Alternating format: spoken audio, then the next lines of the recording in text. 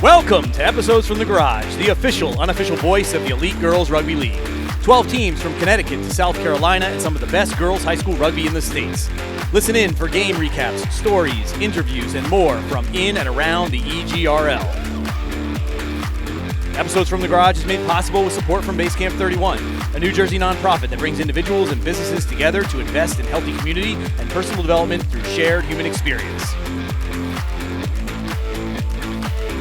And now, episode 13.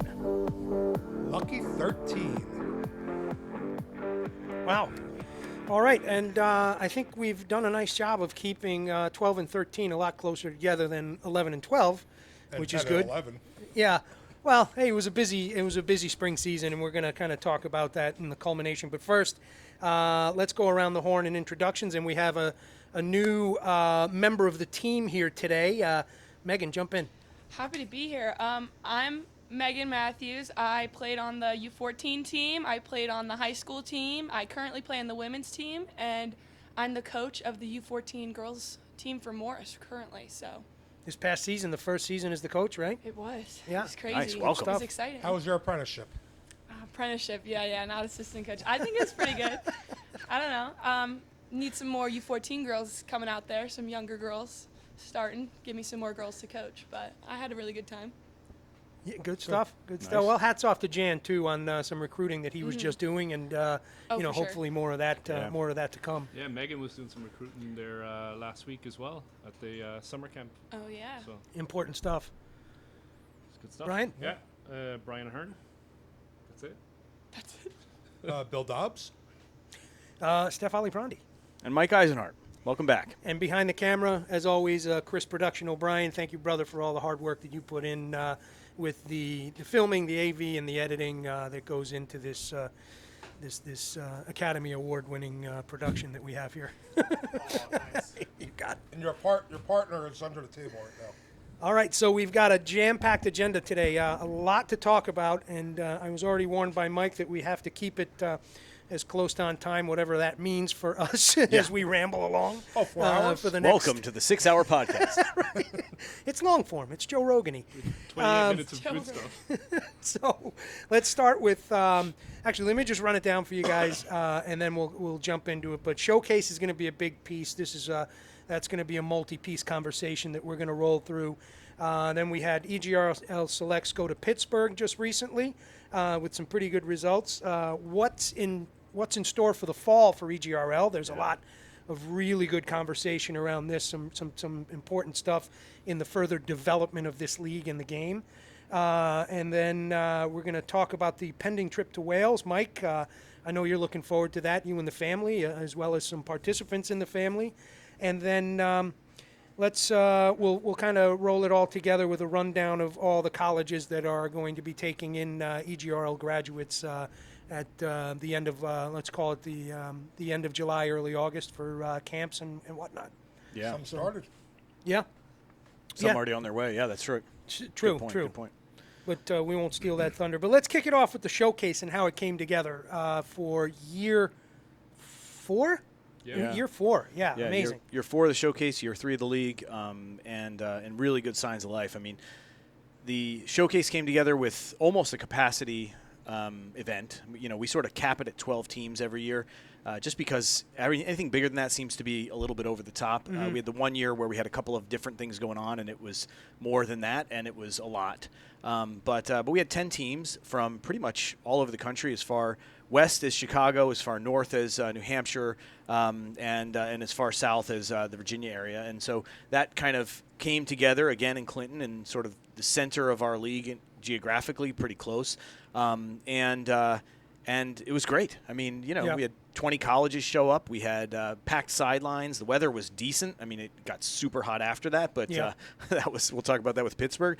But yeah, really, really good show, and the rugby was good. You know, so it's sort of like that's the main takeaway is you run an event that can succeed. The main stakeholders all showed up. The rugby was good, and honestly, I think the recruiting was lucrative for the kids. You know, I think the kids walked away with a lot of good contacts. The colleges have Happy some coaches, some happy kids, kids. that they're got an eye on. They're already Yeah. making contacts with, and what's really cool is that and I sort of have some background knowledge of this just because people have tapped me for, names and numbers and things. But, like, there are kids who are rising juniors. They're officially, like, allowed to have conversations on June 15th. The showcase event is June 8th. And you have coaches who are, like, on June 15th texting me, like, hey, do you have this kid's number? I saw him at the showcase. I want to talk to him. It's like, man, that's awesome. Like, so when you look at it that way, it's like, man, it worked just like it's supposed to. Yeah. In year 4, and I mean, it's just getting tighter. And I think we'd be remiss if we didn't mention, the work that you and your family do with the relationship that you have with Clinton Township and Bunt Park. That is a fantastic venue for this. It's grass fields. They are always in great shape. In the building department. Yeah, well, the building department and Parks and Rec, right? So, yeah, I mean, that's a nice shot right there. Where is it? Oh, nice. Hit it on the first go. The I building can't be department. nice. I just can't be nice. Yeah, that was. You cannot be nice. Yeah. Well, let's get into it. Let's get into day one. Basically, day one is the culmination of the EGRL season, right? It's the semifinal games and then the championship game. Yeah. And then we go into the evening, which then really kicks off showcase at that point, right? Yeah, I think that's a really nice way to describe it. I mean, so, the first year we did it, there was no EGRL. And that's the part people don't remember is that, the showcase was the showcase because we were just trying to do something. And it went off well. Yeah, that's right. As someone that was my senior year. That was finally we got to run our own tournament. We were super excited about it. And we had some college coaches come out and stuff, but we didn't have a league. There wasn't a trophy. There wasn't a championship. We didn't have anything that we were like working towards all season. Like You were So injured, true. if I remember. I was. In a yeah. boot? The I was infamous injured. ankle. Senior The day. infamous ankle caper. Senior day. Come on, I'm fine. I went out. I'm fine. Yeah. Oh I my God. gotta stop pretending I'm okay when I'm not. It gets worse. Yeah, well. So, no, that's exactly right. So that was the first year. I in my head, I labeled that as pre-GRL players. It's like, it's like our first kind of grouping. And those same teams that showed up were the ones that we went to first and said, hey, this is a good thing. Let's turn it into something. And they all were like, agree. So that's kind of like the core. And what, again, most people have now lost sight of is that the logo, the EGRL logo, those are the teams represented. So it's a super complicated logo, and I know Jeff at Steamroller is always like, oh, this logo is the worst because, like, how do you embroider this? There's so many things going on. It looks like somebody vomited logos onto a page. And it's like, well, they kind of did. But if you look at the logo, you can see there's the Viking helmet because that was North Bay. You've got the dragon for Doylestown. You've got the stars from Prusa, who actually didn't join the league in year 1, but they were involved in the early conversations. Yeah. You've got the Marauders hatchet. You've got the lion at the bottom for Morris. And it was like those were the squads that came together and said, hey, like, let's do this thing. And it's got history now, right? That's right. Like now, pretty years cool. later, and Yeah. it's like people. Aspetuck was in that too. Aspetuck was also the stars. Yeah, they in their logo they have just that kind of like banner of stars. Yes, and so they were like those were kind of like the anchor groups that came Good call. together, and so I mean, hence the EGRL. Now, what happens, of course, is you have this event. It works well. We don't want to change it too much, but now we need a championship. And it's kind of like, well, you also have to fit in with all of the NYRA recruiting rules. Yeah, And the NYRA recruiting rules are that when you're playing for like a championship, they can't recruit until the event is over. So that's like the way the language is written. And I don't have the perfect language, but it's like the event day has to be over before they can talk to the players. Okay? Wow. And so it was like, well, we have to get all this on day 1. And then the recruiting event has to happen that night because then the event day is over. Now, the showcase is a showcase. There's no trophy, right? There's no medals. There's no nothing. Like you're there just to show off. And because of that, they can still recruit. And so that's why it's sort of like there's some moving parts that people just have no idea. It's like, all of this has to kind of work this way in order to fit with all of the key stakeholders. I think you guys did a really good job at setting it up, though, having it like a 2-day event because the girls are really excited for that championship day. Sorry, it's something that they've been working towards like the whole season, and they're super excited to get there that day and have their whole thing. And the next day, I had girls come out to me super excited that they're green tape now and not orange tape. Sure. And they're like, oh my gosh, I get green tape now. I get to be looked at. And they're really excited for being looked at by colleges the whole time and to be like playing in a tournament where they're really competing for something they've been working towards. So Yeah, that's a Coach Brian innovation. The tape. And I will say, like, Mike, you do a really good job of pairing up the teams to where nobody's blowing out the other team because that's a big part of it as well. You want it to be a showcase. You don't want to have a team just overrun another team because it doesn't show good rugby on either side. That's it right. Just shows that the team can, Yeah. you know, Dominate a be game, overmatched. right? Yeah, you don't want an emerging team against last year's champion, right? Exactly, Like, exactly. So I think that's worked out really, really well the last few years. There's always one or two games that catch us, but I Right. think it's Well, been as long as we're solid. kissing everybody's proverbial rear ends right now, we should Well. also say that to you as well because, Yeah. like, you do a lot of The work behind the director. scenes for that. Yeah. So He's very good at having dinner at very odd times. Oh, we're going there. Told you I'm not going to be nice. I try to be nice. Coming in hot. he's coming in hot today. Yo. Somebody got a good night's sleep. You have one night where you have to line 2 fields practically by yourself, and you get upset. I don't know. Practically. Anywho, Mild heat stroke. So, just going back to what Megan was saying with the coaches, I wonder for the girls if it's intimidating looking over and seeing on the one side where only coaches are, like getting ready to play in front of them. I've never had an opportunity like Sure. that. Yeah. Coaching, I'm not intimidated because I'm just trying to help the girls. Look good. Sure. Actually, I did have a conversation with when we were doing the broadcast. I was talking to a couple of the girls just before, and they were talking about how it is actually stressful, and I didn't really give it much thought.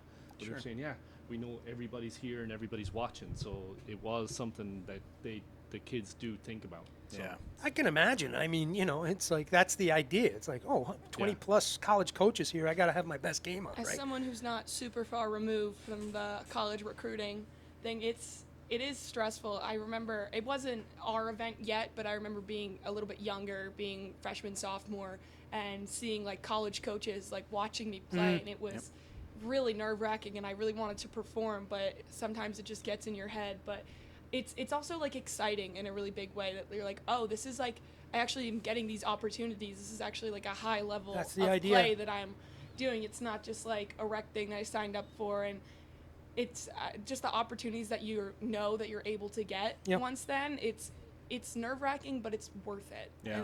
And they get really excited, and once you get over those initial nerves, they're so excited to have these big coaches looking at them. That's Yeah. what Regan King was saying on the broadcast. It might have been with you or with me, I'm not sure, but she was actually talking think with about you. how exciting it was, and yeah.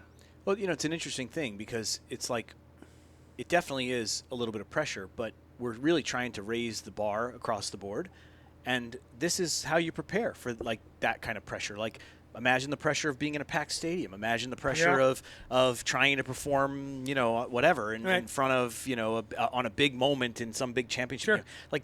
Like we get better at what we practice. And so in a sense, it's like I look at this and say, well, if you're doing that as a freshman, it's a little nerve-wracking. But by the time you're a junior, it's like you've done this before, you've seen this before. So hopefully that's what happens. It's Sure. like all of those other things that we don't really all think about, but like your skills as a player, like the mental skills are developing as well as the physical skills, and some of that is learning to shut that outside noise off. And Why like do that's so amazing, many of these young athletes end up being captains in their first, second, and third years when they go to college? Yeah, right? yeah.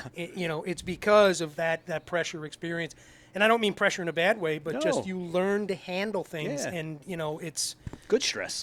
good stress. Like you adapt to the stress you're under. It's Yeah. good stress. So- Go Sorry, ahead, I Megan. kind of equate it as like right before a game, I'm always so nervous. Like my stomach Yeah. is like Sure. so nervous, like I'm queasy. But then like the second the ball is kicked off, like I turn on and I'm That's it, fine. game. So it's Yep. kind of like that kind of nervousness where it's Yeah. like it's fine, but like the second it starts to become real and you start playing, you start talking to them, it's not as bad Yeah. as you built up in your head. that That's first kickoff, it's real, right? Everything just get boom. It's like you just focus in. And then the one thing I noticed this year is a lot of times when you're on a rugby field, you're hearing individual voices from the sideline. This year, you were hearing crowd noise. Yeah. Which, that's a big difference. That shows you how it's growing and how you're actually getting more and more people watching. So It's true. There it was a lot of people on that. Yeah. That was a hell of a sideline on the far side between all the teams, the parents, the families, everything. Like it was that was an amazing group of people there to watch all these kids play rugby that weekend. Yeah, it was it was- impressive. Well, listen, that's something that one of the pieces of feedback that we took away, right, was the fact that on field one, the way that we have it laid out, because the camera and the coaches are on one side, you're putting the teams and the crowd on the same side, and that got intense. Like Yeah. it got intense, borderline too intense, right? Yeah. Like it was Yeah. like Yeah. it got a little too much. Yeah. Became a little mouthy in some cases. Yeah, I and think the coaches have to go onto the other side. yeah, and so it's like that is a good problem that only showed up this year because there were so many people there watching that game and getting engaged with it. But it's like we haven't had that problem yet. So that's a good problem because That's it a good says problem. everything's growing, but Yeah. it's a legit problem. Right. Yeah. It's like you can't have the coaches and parents and players right behind them yelling and it's like Chirping. too much. Yeah. Yeah. Yeah. So now what we're going to have to think about is, well, maybe we switch field one to the other field where there's a bigger, deeper area, and you could put the camera and the coaches and teams on the same side. You know, or do we somehow figure out a way to keep the coaches away from the college coaches and put them somewhere else? And it's like, man, there's actually some logistics here. But the beauty is that all of the key stakeholders, the teams and the college coaches and the parents and the players, like they all get it and they all want to see it succeed. So ultimately, everybody comes with a really, really great attitude, which is what makes I think the thing go together. Like, yeah, we put a lot of effort into it, and there's a lot more than people realize that goes into pulling it off. Yeah. But like everybody comes excited for the event, and I think that gives it a great energy, and that's what makes it successful. We have 48 weeks to figure it out. Better than the first year of 6 yeah. weeks. Right. Yeah, I was gonna say, so that means we'll take a break for the first 40, and then we'll sprint. See you guys in February. We will get there. So Michael's back to the doing it. players. The one thing I noticed was at least with the EGRL playoffs. I don't know about the showcase games. Yeah. During the playoffs, the players were playing as teams. Yeah. There was some individual stuff, but they were playing the way they've been playing all season as a team.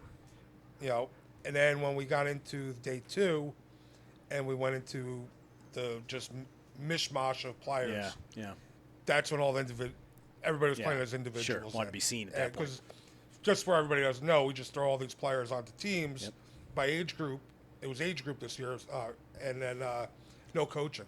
Well, I think we're getting a little ahead Okay. of ourselves. So right, because go that's ahead. day 2. So let's get back to day 1 and talk about the semifinals. And I'll kick it off with that Morris game against Marauders, that was a close one for Morris to eke out right there. It was a hell of a good game played by both sides, and it resulted in, what was it, 11-10 if I'm Yeah, not mistaken, the final score. Yes. was. Yeah. I knew it was 1 point. I can't remember what the it- actual numbers, but you're right. Yeah, that was a hard 40 minutes for both those sides right there. It resulted in Morris getting the win and moving on to the championship. But in the second game of the playoffs, refresh my memory, was Aspetuck, Aspetuck, Downingtown. Not quite as tight the score, but Downingtown definitely gave Aspetuck some what for in that game. Yeah. Aspetuck came through in their, in what we've anticipated would happen in that game. No offense to Downingtown, they played on hard. paper, it worked out like it probably should have. And then here we are with the face-off again in day 1 of this rivalry that's become between Aspetuck and Morris. And let me throw it to the coaches on that one. Which one do you want to handle first? I mean, those were all amazing games. So Right. Yeah. take your pick. Well, the West Carroll Morris game, I thought both teams played extremely well. Yep. 100%. And especially 11-10, that's a great defensive game for both sides. Yeah. Came down to kick. Really, it's what the game was, and thank Yep. God we had a kicker. Yeah, I mean, Yeah, really. Yeah, you're absolutely right. I think that's ultimately it. But so to me, the cool story about that is that in itself tells you what's happened in the last 3 to 4 years. If you had told us 4 years ago that we were going to walk into a game and rely on 2 PKs to get 6 of our points, we would have been like, that's a dicey proposition. But honestly, like, we were incredibly confident. Now, give credit where credit's due. Abby works hard at her kicking, and it shows. She does. Okay, she puts the time in, she puts the effort in, and she's very good at it. Yeah. And I think the word is out. People know that she's very good at it. Yeah. Right? She has a zone where she's going to hit from, and it's a wide zone and fairly deep. However, that's still a lot of pressure for a junior in high school to step up and not only do it once, but do it twice in a game to win. Like, that's pretty intense. All day, So That kid every has day. ice in her veins. Yeah. she certainly looks like it. She goes out there and, man, she just does the thing. Now, on the other hand, though, like, that's a phase of the game that 3-4 years ago was not in the girls' high school No, vernacular. Like, no. to say you were going to have somebody who was going to consistently hit off the tee, forget it. Guaranteed And points, not that's a chance. what's crazy about the high school level, though, is that it depends on, like, 4 years could change the entire game, the entire league, because it depends on who graduated in what class, on what team. Sure. Really depends on the competition for the rest of the thing. And in high school, you're still developing your, like, physically and mentally and all this stuff, and you're still developing your skills. So you could be, like, not a starter, not someone somebody's looking at as a freshman, but by the time you get to your junior year, you could be the best player on the field, the best player in the league. So Heck yeah. it's a really crazy, quick, like, change that you can see between Yep. certain players and certain teams in the high school level, which I think is The really development fun to watch. trajectory is like It's so much higher than Yeah. any other level. Progressions are massive. Well, and Yeah. I think it's pushing us as coaches, right? It's pushing Absolutely. all of us to say, no, you now have to have all these weapons in your arsenal, and I mean, like, and it's happening, I mean, like, I would say a year ago, West Carroll's kicking game wasn't something that they were really it didn't look like they were putting a lot of time and energy into. And then this year, it's sort of like, well, now we've got 2 kids that are kicking. I mean, Becca kicks, and then all of a sudden, Catherine O'Boyle started showing up, and she started kicking the ball at the showcase, and she looks pretty good. And it's like, hey, how about that? And I think the reason why is because we're seeing that the game is elevating, and so winning a game by a 1-point margin or a 3-point margin or whatever, like, that's not out of the cards anymore. Now it's like you have to prepare for that. But if you went back 5 years and let's say there was 100 penalties inside the 22, Yeah. there'd probably be 5 attempts. No, I at- can remember exactly one, and that was Nina Mason at Doylestown. Okay, like I mean, she's this kid at Life. She's their fly half. She just won the nationals on a kick. Yeah. Like, okay, so that all tracks, right? But I can remember, the reason why I remember is because she had red shoes, and it's like that stuck in my head. It was like, oh, the kid with the red shoes. And then we played them in our first game back when you were a senior. Yeah. And I remember she hit a bomb off the tee, and it was like on some turf field. It was cold and miserable. Oh yeah, I It was remember crazy. Yeah, and she hit a bomb off the tee, and I went, holy smokes, like, that's a high schooler. Yeah. But that's the only one that I can remember who was like, you better account for that kid defensively because she will hit. She's going to score points on you. That game ended in a tie. That game did end in a tie. Yes. I remember very well. There was a certain winger who stepped out of bounds, but let's not go there. There's a certain winger who had a breakdown the sideline and stepped out of bounds. I know her. Yeah, anyway. So, What are wingers not supposed to do? exactly. You had one job, winger. One job. Just Now a little she's note 10 about where she Nina. doesn't step out. Our first game, check the pictures up there. First home game for the U14 girls in New Jersey was against Doylestown. Yep. Nina played in that. We had a big social afterwards. Everybody from Doylestown had to get back to Doylestown except for Nina and her father came to our social. Oh, cool. And Nina sat with all the girls. Yeah. It was awesome. Yeah. It was really awesome. Yeah, listen, I mean, Good kid. she's a name that they should continue to be watching, and I know that the word is still that, people are keeping an eye on her. Yeah. But, I mean, I just remember that because it distinctly stood out as like, Holy wow, cow. this is happening Yeah. in the girls' high school game. Like, where did that come from? Yeah. Now, fast forward 4 years, and there are 3 or 4 or 5 kids already in this league who it's like Calhoun, you have to account Kirshner, for. A couple others that I mean, put the Kennedy ball- at Aspetuck Kennedy, can hit, absolutely. right? I mean, you got Nola Flynn. Nola can hit off the Yeah. tee. You've got Abby. You've got, Caitlin could hit off the tee for Yeah, us. absolutely. I mean, we had 3. I mean, Layla could hit off the tee. It's like so. But then, I mean, you got what's her name? I can't remember her name from Lily Clayton. McGettigan at Downingtown. McGettigan can hit off from Downingtown. So Toby's daughter. I can't remember her first name.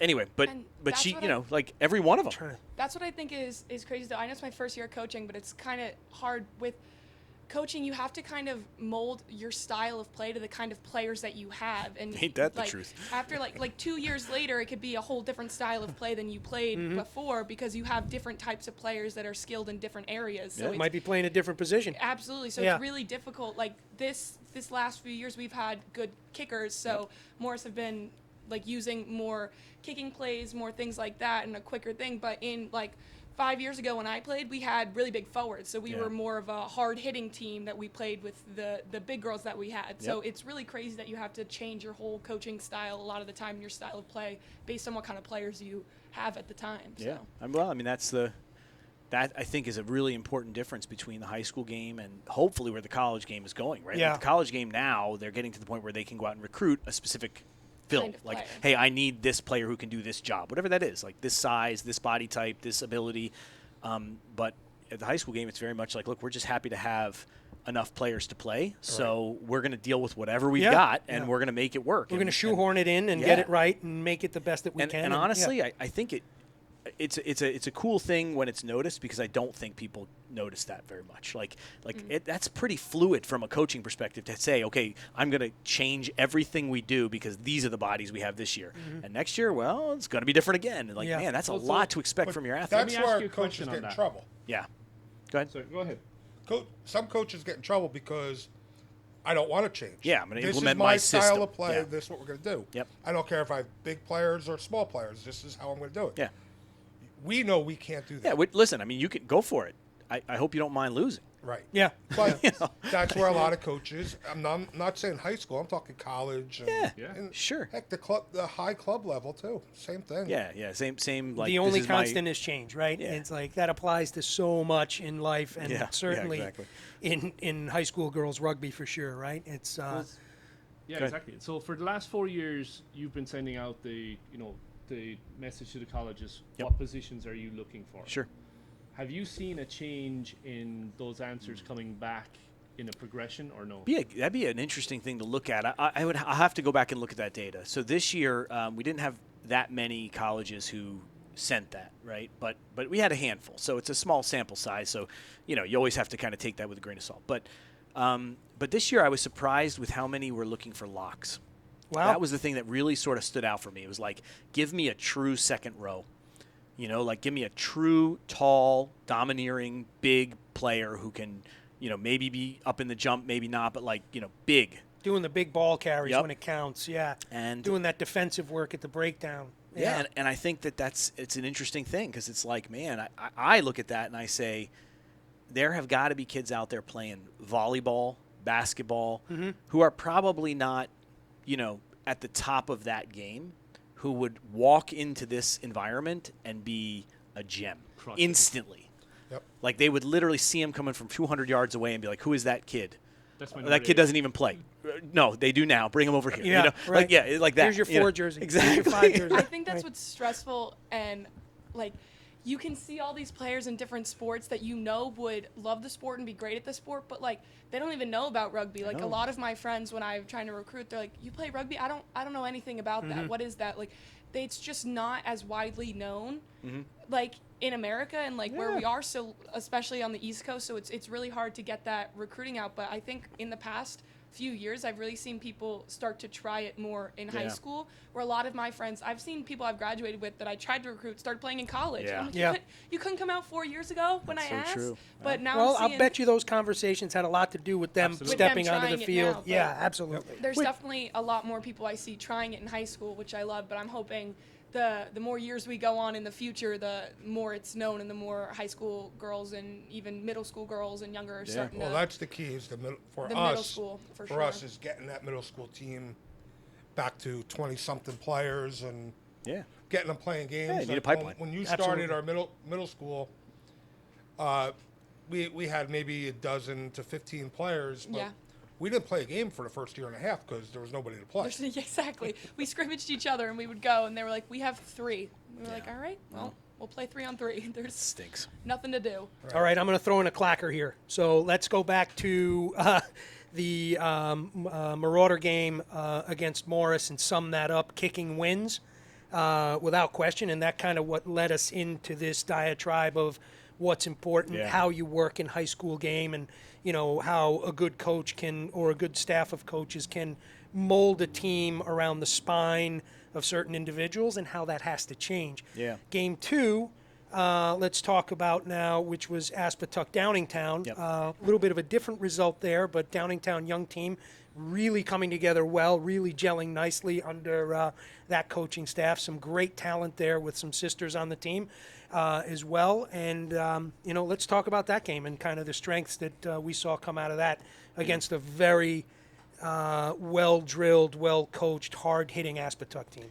Yeah, so I'll rely on you all to fill in the details because we were warming up the squad before, yeah. So we didn't see a whole lot. Caught a little bit of it. But I think the review that I got from the coaches was that Downingtown walked in the door a little bit light on roster. They had some key injuries, Yeah, right? yeah. So that was like they felt like they were a really competitive team walking into the season, and I think they proved that. But then they had some key injuries, right? I mean, losing Pasco, she's one of your top players. I mean, arguably your top player, but one of your top pack players for sure. And she goes down with a knee injury. And so now that's a major loss. Yeah. But it wasn't the only one. They had some others they were nursing. So it's kind of like they're walking in, they're sort of limping into the end of the season. Now, Aspetuck is too. They had a couple of injuries. And, Jaden Smith wasn't on the field. Like those are big sort of swings. And you know what? They're beat up too. Yeah, I mean, and it's a long season. You're not feeling 100% at that point. That's it. Yeah. But I think that the take that I got, which I thought seemed very fair, was Aspetuck came out very strong and confident, scored some points. It looked like it was going to be one-sided, but Downingtown did what Downingtown does and said, no, like we're not going to just fold and go away. No. We're going to go back and pound on you a little bit. And so they started to play this physical game, and it was like they felt good about where things were going. Their ball in the backfield is impressive. When they can get that line going, they play from such depth and such speed, and their ball handling, I mean, I tell you what, they were impressive. They struggled a little bit at the breakdown, right? You're going to against a team like Aspetuck. They're going to make it hard for you. But holy cow, when they had ball in hand and they had a moment to muster their energy, man, they look good out there. But even speaking on that, though, the ball handling, they had a couple of key drops at the wrong time. Yes, and it changed the whole flow of the game, and it changed the outcome. Aspetuck pressure, man. Yeah, it's exactly. just, you just see that yellow jersey, or that wall of yellow jerseys bearing down on you. You know, it's... Yep. And West Carroll can relate. West Carroll game, we'd start getting momentum, and it'd be a knock-on or a bad pass or a drop pass. Sure. Just as soon as we started moving that ball down the field, something would happen, and it's just like you just see all the players' heads go down. Yeah. Yeah, well, it's a lot of work to see it, change of possession like that. And honestly, I think defense is such an important part of the game that I think a lot of people sort of overlook a little bit. They're like, defense, just come up together. But it's so hard to get a team thinking all together, like in their heads, to come up at the same pace all together, hard coming up, like because working it's tiring, together as right? it's so because tiring. 3 or 4 people are just involved in a play and they're getting to their feet.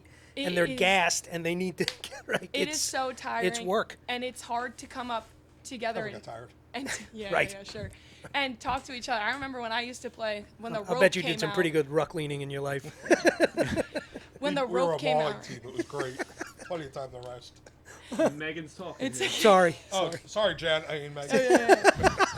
I was saying in defense, it's really hard to come up hard together. And when we played in high school, I remember the rope being come out, and we have to hold on to the rope to come up together. And I think that a lot of teams sort of overlook how important that pressure on defense is, but it can be game changing. And I mean, it is totally game changing. Aspetuck really proves that with their hard defense when they come up, that it can be game changing. But I think they're a team that relishes defense, whereas other teams, they do. Yeah, they're willing to do it. Defense, they know they have to, but they don't love it. Oh, God. Okay, again. So, Megan, I got a question for you. Yeah. This is her first season as an apprentice.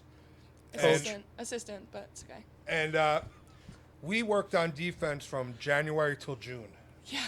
Right? At least once a week, defense, almost every practice. Absolutely. And line speed, right? Almost every practice, we had something involved in it. It improved from January to June, but how hard is it to still get everybody to come up? It is so difficult, and I still play too. And when I played in high school, we couldn't do this. It's really hard in practice when you're going over things, and especially going over defense. It's easier to come up together to get it clicked in your brain to be able to do all these things. But the second that it's a game situation and the ball hits and there's these people actually running full pace at you, it is really difficult to get everybody in that same mindset as they were in practice and remembering this is what we're going to need to do. I have some people coming up too fast, some people walking, and just creating those gaps. If you have a team that can read them very easily, it's well, if deadly. you have a healthy Jaden Smith on the field, she's going to eat that up all day long. She reads those all holes day like long, nobody's right? business. You used a key phrase there, mindset. So defense is a total mindset and a mentality, and a lot of teams don't have it. And Aspetuck is one of those teams that does. West Carroll, same. Yep. They want to hit you, and even their attack is based on, I want to run straight at you and I want to hit you hard. Yeah. It's not, I'm going to take the hit. It's, I'm giving the hit. Defense isn't hard. It's work. Yeah. It's a lot of work. It's not complicated. Yeah, it's not. There's nothing complicated about it. It's so difficult to improve over a season, though, I've noticed, because you can get it right in practice and understand what to do in practice, but once it's a game situation, everybody's in their own head at the same time, instead of getting in that like team headspace, looking over to their left, to their right, to their teammate next to them to see where they need to be. They're just looking straight ahead, or they're in their head thinking, where do I need to be? What do I need to do? Instead of what do we need to do? That's a confidence measure, I think. That's right? the big thing, is playing as a team and not an individual. And when you're on defense, it's a team, not an individual right there. So That's player confidence. That's believing that left and right are going to do what they're supposed to do so you can do what you're supposed to do. I think that's a big part of it. Yeah, and that comes with time. But Well, and I think that comes with like confidence in personnel as well, right? And that's the. I mean, listen, like, so I know we're going to get there. We're talking about selects, but that's one of the main messages that we give to the selects when they come together is, like, you are the selects. Like, everyone here can do the basics well. Right. You no longer have to worry about 3 steps down the line whether I have to cover that person over there. Yeah. Like, there are no holes anymore. Like, Right. everybody can cover themselves. Right. You can do that, your That job. gives you a chance to take a breath and relax. Yeah. But I think that's a big part of it, is you have to get to that point. And I mean, listen, I've heard it from multiple players at multiple levels, and that's what they say is like when you get to the point where you can just relax and play, because everyone here can play. And it's like, man, when we get there, and I think that's what, when we talk about the fall, that's what we're going to see. Like, but when we get there as a sport, you're going to see this thing is going to get really awesome, really fast. Yeah. Yeah. And let's wrap the Downingtown Aspetuck game. I'd like to wrap it with one comment. You made the comment about Pasco going out for injury, which is super unfortunate because she's a player to watch. But filling in that number 8 jersey was Snow, daughter of the head coach, and she did a hell of a job on that day, because those are big cleats to fill. And I think when we were calling the game, it was like, wow. You know, there's not a lot of drop-off here. Like, you know, the tempo's where it's supposed to be off of that role, that critical role. Listen, Michaela's a tough kid. Yeah. I mean, there's no doubt. She's a big kid. She's a strong runner. She does the job. I had her at Selects this go-around, and she didn't talk a whole lot. She's kind of quiet. She's a hell of a DJ on the road trip. She sat next to me and handled our to Pittsburgh Spotify account. She did a great job there. But yeah, she played number 8, and it was like going into Selects actually was a little bit of a quandary, because typically she plays in the front row. Yeah. And she's good. Yeah. But on the other hand, it's like, man, in the open, she's also good.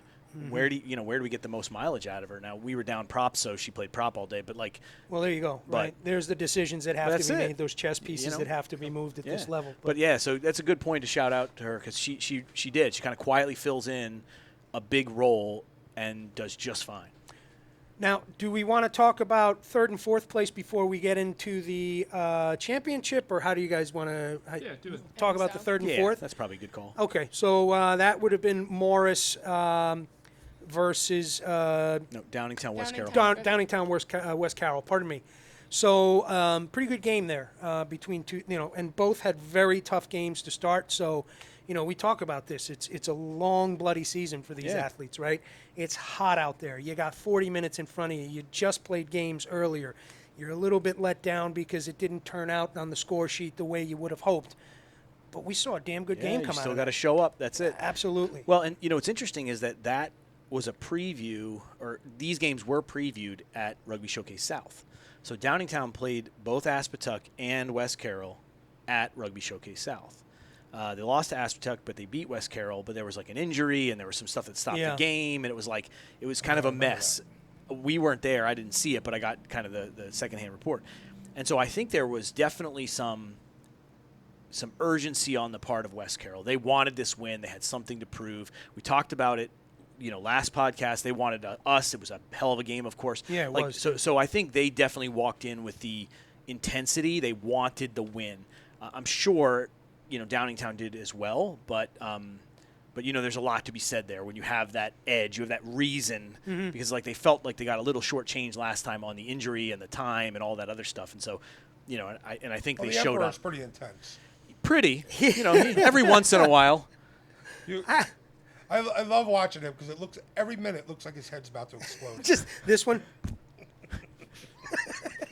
That is the signature move. That's when and things are not going great. Just so we're clear, he has an open invite to be on the podcast, right? So he mentioned that. He said, I have never gotten the invite to be him and Jeff. Even though we're the most winningest coaches in the EGRL Selects history. So So Brian, trip. you can have a chair for sure. Absolutely, and Jeff too as well. Jeff, of that course, goes of for course. anybody. Jeff, Yes. you could in try EGRL out for sure. Clacker. I killed it. What are you talking about? Yeah, that job's Right. that Job's job's yours. locked down. What are you talking about? Yeah, it's Yeah. pretty, So, yeah. but so in that game again, I didn't get to see all of it, but like, I think it kind of went when you put it on paper about what you would expect. I agree. I think West Carroll walked in with a little bit of the edge. I think Downingtown was pretty beat up. They had the hard road to get there. You know, Yeah. playing Aspetuck, like so it went like I think it. And would've I expected. think you summed it up really well too, and that takes us into the championship, which is, and I think you just said something like Marauders stepped on that field with something to prove. Coming out of nationals, I think Aspetuck stepped onto that field with something to prove as well, right? Yeah. Coming off of nationals, what was that? Just about a month prior. It was a hell of a game out there. We had talked about it. Just a quick recap: 31-14 went to Morris out there in Cottage Grove, Wisconsin, and I think Aspetuck went home thinking about that for a month and trained their trained their rear ends off and came to play. And I'll dish it off to the coaches to kind of talk it through. Listen, I wouldn't expect anything less. We didn't expect anything less. No. It was, again, another pretty strong defensive battle. I mean, 12-3. So, like, to me, that's a tough day because it's kind of like, well, you had some opportunities, and in that situation, and this comes to some of the stress and the pressure of being in that environment, like, you must capitalize on the opportunities that you have. Non-negotiable. Like it just comes down to that. Like if you want to win, you must capitalize on the opportunities. And we had a couple of opportunities that we didn't, for one reason or another. And there's no fingers to point. Like we walked in as a team, we walked out as a team. But at the end of the day, like that's the story of that game. Yeah. But I You would know. say though, like Yeah. I think that's one of the things that the league has helped to grow is if you look at all those games that first day, for the majority, they were all very low-scoring games. 100%. And really, there was some potent offenses there, but Yeah. the defense was really, really solid. I agree. So Playing within the 22s, right? And that's the kind of rugby you're looking exactly, for. and Yeah. that shows you that the talent is becoming more consistent because they are all getting more consistent games and a higher level of play. So Yeah, I mean, listen, in that game, there was one breakaway try, one misstep got around the outside, but that game was whatever, a 6-3 game or a 7-3 game, outside of that. Like that's a pretty good championship match. Yeah. When you really stop and think about it. And listen, I think that we had some opportunities to score that Yeah. we should have Yeah. scored. It should have wound up somewhere around 12-10 is probably where my gut says, but I think they got the better of us that day. And of course, it's hats off to them for that. And to me, it was just one or two missed tackles that was the difference. And that's really all it came down to, True, one or two true. missed tackles. Yeah. And it's going to happen. I hate to say that, but Yeah. we need to get better as a team to where we have no missed tackles. Right. Or if there is a missed tackle, somebody else comes and makes Sure. it. You have that one big missed tackle, and then the person's off to the races. Yeah. I was going to say, I honestly think that championship game came down to defense because on both sides, the offense was pretty good.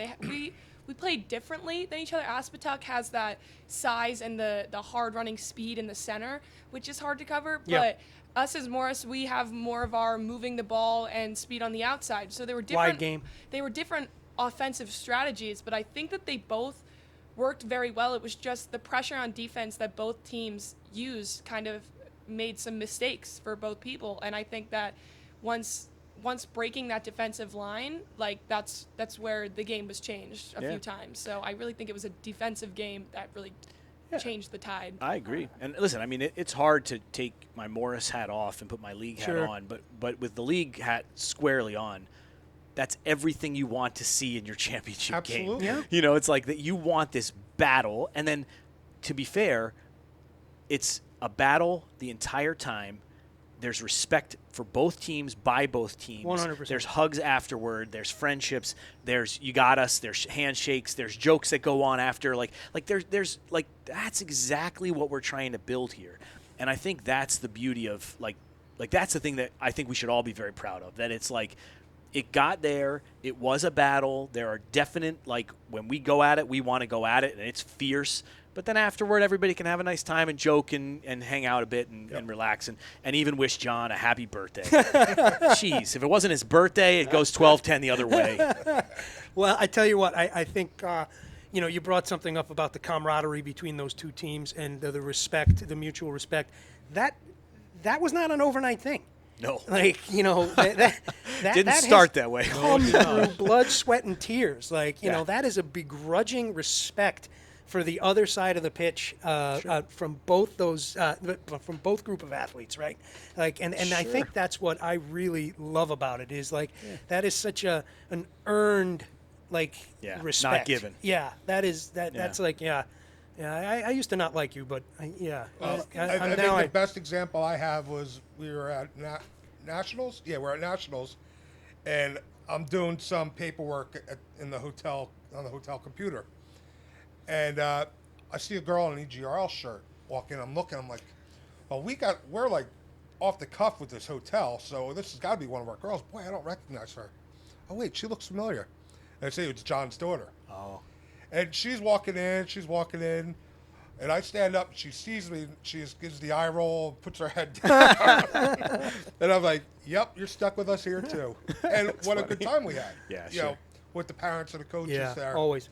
But just that look on her face when she saw us, she's like, oh, man. Out of all teams, we had to get Morris in this hotel. I was going to say, it's definitely a rivalry, but out of respect. I was talking to John after the EGRL championship. I was like, congrats, like, it was a good game. And he was like, yeah, the girls, like, one of their goals for the season is beat Morris. Like, that's one of their goals. Sure, like, it is. It's not out of, like, any, like, disdain or anything. It's because, like, it's a really hard competitive two teams that play each other, and it goes either way. Like, it really depends on the day of when we play each other. So he was like, yeah, one of their goals in the rest of the season, it's win states, beat Morris, win EGRL. That's and funny. I mean, they did it this season, but good for them.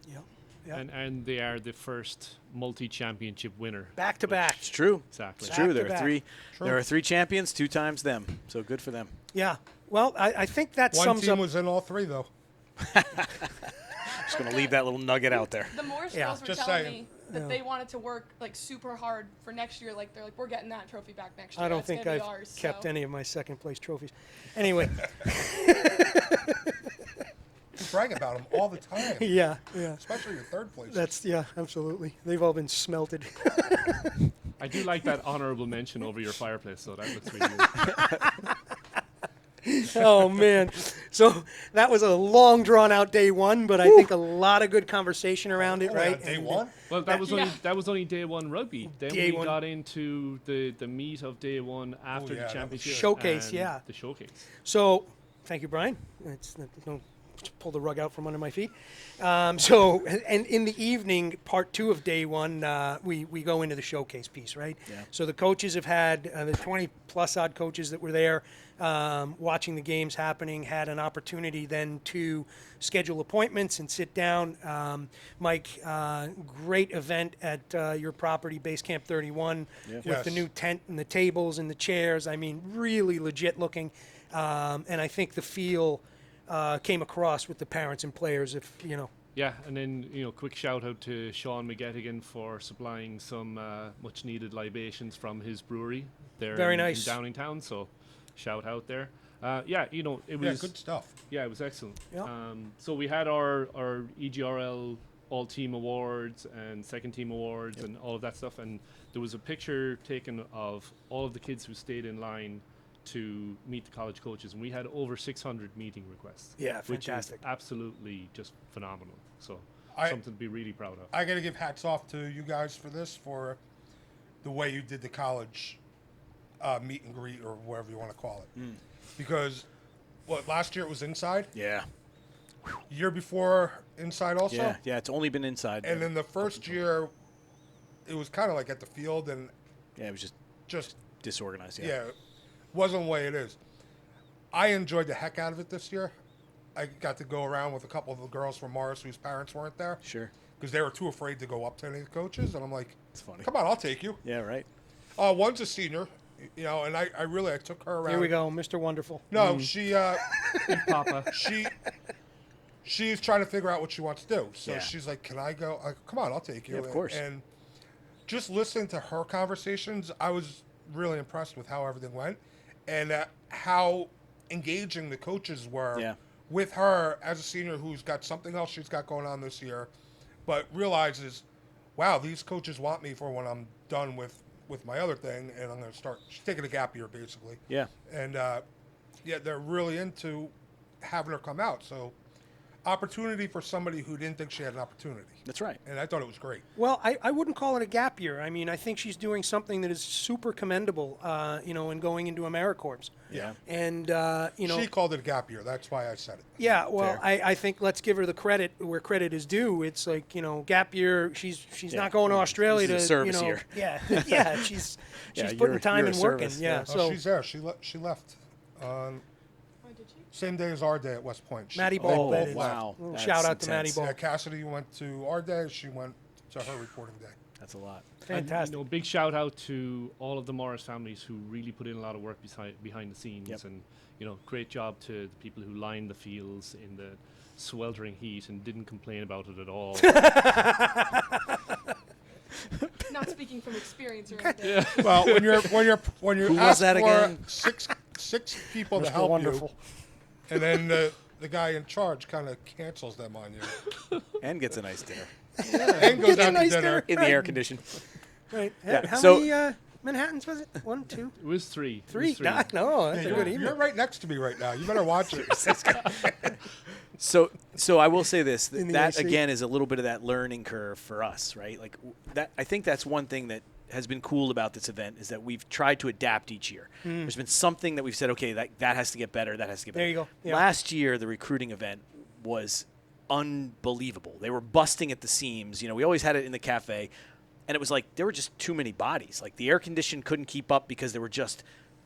Thank God the fire marshal didn't show up that day because it was Yeah. like there was 3 times as many people as are supposed to be in that space, and these poor college coaches are just melting. And so we were like, all right, we've got to figure out a way to do that. So we did it outside this year. The weather participated, which is always nice, and there were lines, like you said. I mean, so I think if it was raining, it would have been a bad choice. But beyond that, like, it was cool to see, and it was in the center of attention, and so the families could kind of hang out and have meals while the athletes were in line and doing the recruiting. And you got to give a shout out to the college coaches. This is a long day. Yeah. I mean, Yeah. they show up to catch that first game at basically 8 o'clock a.m., and they're going straight through pretty much without a break until about 8 o'clock p.m. when we shut down the showcase event. And, I mean, they're sitting there taking 25, 30 meetings in a row, back to back That's a to back busy to back. day. That is a busy day. And I think there were only 2. We figured out there were only 2. Michelle Reed from SHU and James from Bowdoin were the only 2 that have been there each and every time.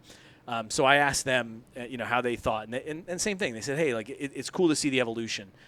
Poor Michelle unfortunately got the hot seat in the golden right, hour. we saw, They were yeah. like in the laser beam seat. I feel so. We're gonna have to fix that. Sorry, That's our- Michelle, we did you dirty. yeah, that's our innovation for next year. Is we'll supply some of those big wraparound blinder glasses for them. But yeah, that's Michelle, Sydney Brian- Sedalia on it.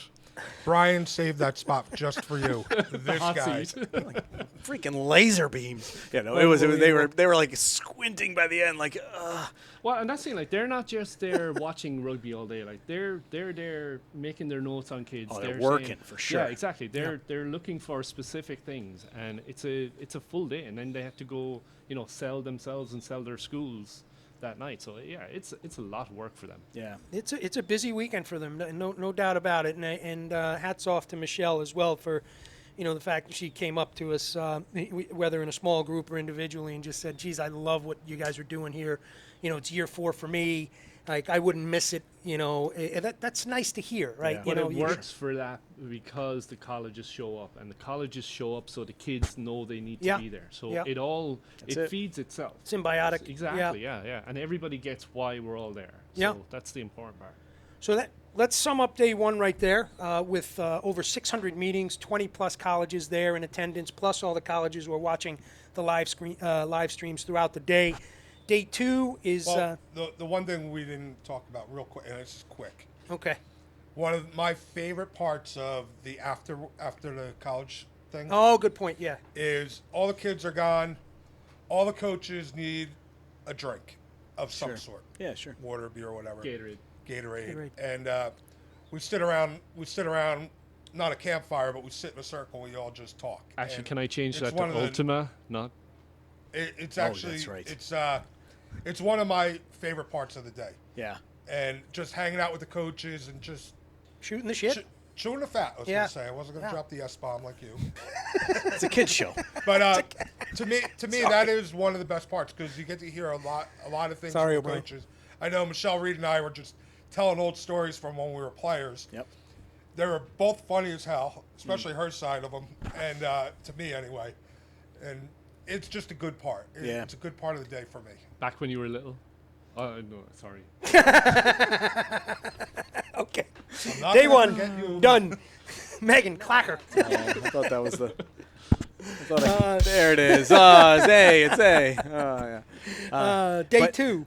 So yeah, so day 2, of course, is the showcase sort of proper. You know, like it's Yeah. all showcase of games. Every team plays a game in the morning.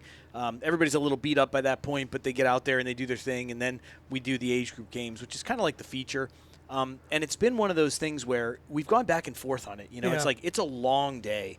When you look at the RSS showcase, it was like just the right amount of rugby. We played 3 games. We didn't do the 4th game. And so I think Thank God we had a long ride home. yeah, but I think the players, like, they sort of appreciate that. But on the other hand, the age group games is this chance for these kids to actually show against their own peers. And, like, that's kind of rare because our sport, has 4 age groups in one. Like high school, you could be 14 playing against an 18-year-old. That's a kid against an adult, So it's like you have some of these freshmen and sophomores who will stand out against their peers, but like they kind of just meld into the mix when they're playing, the full game. So I think the kids really look forward to that piece. Yeah. And I Yeah. think you do get to see some of those gems early where it's like, oh, I can't talk to you yet, but that's right. I'm making notes. Yeah. And so every year when we approach this event, I think to myself, like, maybe this is the year we give the axe to the the age group games because it makes for a really long day. But on the other hand, like you see these coaches go, okay, that's a player I'll be watching. Okay, that's a player I'll be watching. And some of them actually have reached out and we said, hey, like we found out they're too young. Like, like this kid is only a freshman. They're not, You're kidding. You think Yeah. the kid's a junior because the Yeah. way they play. We but- actually have a player that everybody was asking me about. Yeah. And I'm going, she's only a freshman. yeah. Wait, she's only a freshman? Yeah. Yes. Yeah, exactly. So, at any rate, so it winds up being a good thing, and I think we've got it now dialed in enough. It doesn't take too long to put the rosters together, which is nice. But yeah, great effort by everybody. No coaching, so you just do your thing, show up, and give it everything you got, and you get to see some really good little combinations.